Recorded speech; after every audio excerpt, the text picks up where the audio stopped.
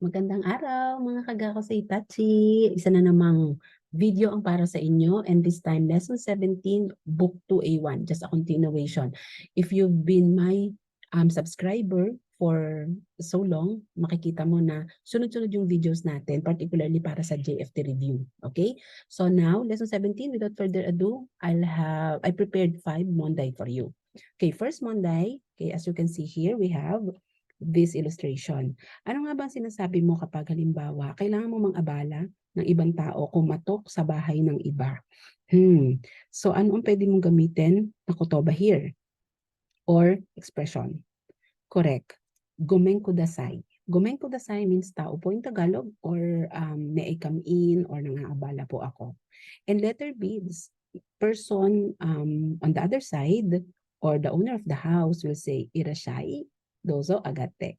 Welcome, sige taas ka na, or pasok ka na. Okay, so don't forget, gomen kudasai. Okay, napaka gandang expression or phrase nito na magagamit mo sa Japan. Okay, now nibang, kore wa kuni kara nani-nani osake desu. Dozo arigato itadakimasu. Okay, so among the three, kasi meron tayong rulings sa nominalization ng verb kapag gusto mo siyang gawing noun or idikit mo sa noun to become noun or nominalization. So normally, kailangan mong mapansin yung nuance no yung sentence pattern ko. In this case, kore wa, magbibigay ka na. Kuni kara nani-nani osake desu. Ito ay osaking binitbit ko galing sa bansa ko. Now, in this case, always choose the kita kasi naging past tense na yan eh. Dinala ko in Tagalog. Ito ang dinala kong osake, dinala, so it's in past tense. Dinala kong osake from my country. So, i-check mo lagi yung nuance nung iyong sentence, no? Or yung context, meaning niya in context. And then B would say, arigato itadakimasu. Hi. Ja, sambang ikimasu. Kyo wa nani-nani tanoshikatta desu. Letter B, iye-iye. For example, pinatuloy ka ng friend mo, pinakain ka, ano ang usual mo sinasabi after mo kumain or mag-thank you ka doon sa asikaso niya sa'yo?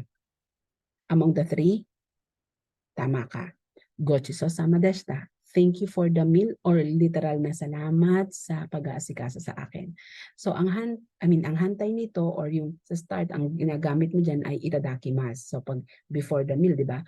And gochiso sama deshita is after the meal. Okay, don't forget to use that pattern or expression kapag merong someone no na nag-serve sa iyo ng pagkain or nag-asikaso sa iyo, tumanggap sa iyo sa bahay nila. Okay? Hai, じゃあ4番。これは何ですか？はい、これは何ですか？ミャンマー料理に何々調味料です。調味料 is ingredients. And these are ingredients na ginagamit sa ryori sa Myanmar. Okay, now using the verb tsukaimasu, so gagawin mo rin siyang noun. Nominalization na naman to. Okay, so pagka ganyan, lagi tayong plain form. Tsukao, chomiryu des. Ito ay mga ingredients na ginagamit na ingredients sa Myanmar para sa kanilang pagluluto. Okay, tsukao, chomiryu. So by this time, I think alam nyo na medyo familiar na kayo no, sa ating nominalization kasi plain form siya lagi. Okay, so hindi pwedeng te, hindi pwedeng mas kasi hindi sila plain. Okay, sige. Gobang, nampurawa sa kananani-nani tsukurimasu. Nampurawa sa kananani-nani.